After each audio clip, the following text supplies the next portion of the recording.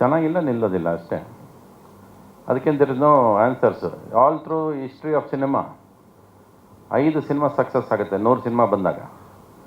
ಇನ್ನು 5 ಸಿನಿಮಾ ಅವ್ರು ಹಾಕಿರೋ ದುಡ್ಡು ಬರುತ್ತೆ, ಇನ್ನು 90 ಸಿನಿಮಾ ಫೇಲ್ ಆಗಿರೋದು.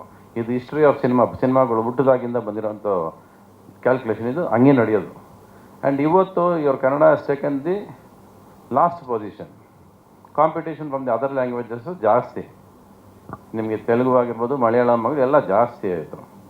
So definitely you have to face the fight. And ಅದು ಇವತ್ತಲ್ಲ, ಕರ್ನಾಟಕದಲ್ಲಿ ಕನ್ನಡ ಸಿನಿಮಾ ಮಾಡಬೇಕಾದ್ರೆ ನೀವು ಹೋರಾಟ ಮಾಡಲೇಬೇಕು. ನೀವು you have to compete all 5 language cinemas. It is a must. ನೋಡಿ, ಆ ಚಿಕ್ಕ ಮಗು ಕ್ಲಾಪ್ ಹೊಡಿತು, ನೀವು ಯಾರು ಹೊಡಿಲಿಲ್ಲ ಅದಕ್ಕೆ. ಆ್ಯಂಡ್ ಸಿನಿಮಾ ಡೋಂಟ್ ವರಿ, ಬರೋದು ಫ್ಲಾಪು, ಫೇಲ್ಯೂರು, ದುಡ್ಡು ಮಾಡೋದು, it's a part of the process ಅಲ್ವಾ.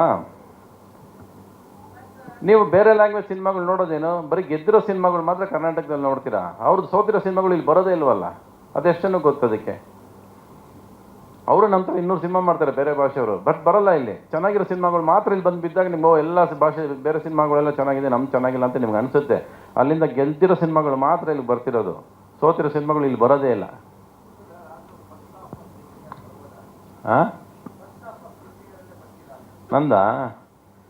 ಹಾಂ, ನೀವು ಏನು ಹಿಂಗೆಲ್ಲ ಸುತ್ಕೊಂಡು ನೀಟಾಗಿ ತಗೊಳಕೋ ಪ್ರಶ್ನೆಗಳು.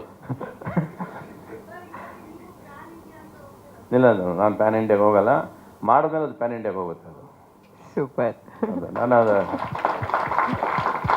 ಅವ್ರು ಬಂದು ಹೊತ್ಕೊಂಡು ಹೋಗ್ಬೇಕು ಸಿನಿಮಾನ. ಅದೇ ಥರ ಪ್ರತಿ ಪ್ರೇಮ್ಲೋಕದಿಂದ ಹಿಡಿದು ಶಾಂತಿ ಪ್ರೇಮ್ಲೋಕನ ಅವರೇ ಹೊತ್ಕೊಂಡು ಹೋಗೋರು ಎಲ್ಲ ಭಾಷೆಗೂ. ಎಲ್ಲ ಕಡೆ ಶಾಂತಿ ಕ್ರಾಂತಿ ಪ್ಯಾನ್ ಇಂಡಿಯಾ ಸಿನಿಮಾ ಅಂತಾರೆ, ಅಲ್ಲ ಪ್ರೇಮ್ಲೋಕ ಪ್ಯಾನ್ ಇಂಡಿಯಾ ಸಿನಿಮಾ. ಫಸ್ಟೇ ಸಿನಿಮಾ ಮಾಡಿದ್ದು ಪ್ರೇಮ್ಲೋಕ, ತಮಿಳು ಕನ್ನಡ ಒಟ್ಟಿಗೆ ಶೂಟ್ ಮಾಡಿದ್ವಿ, ತೆಲುಗು ಡಬ್ಬಿಂಗ್ ಆಯಿತು. 3 ಅಟ್ ಎ ಟೈಮ್ ರಿಲೀಸ್ ಆಗಿ ಸಿನಿಮಾದವಾಗ.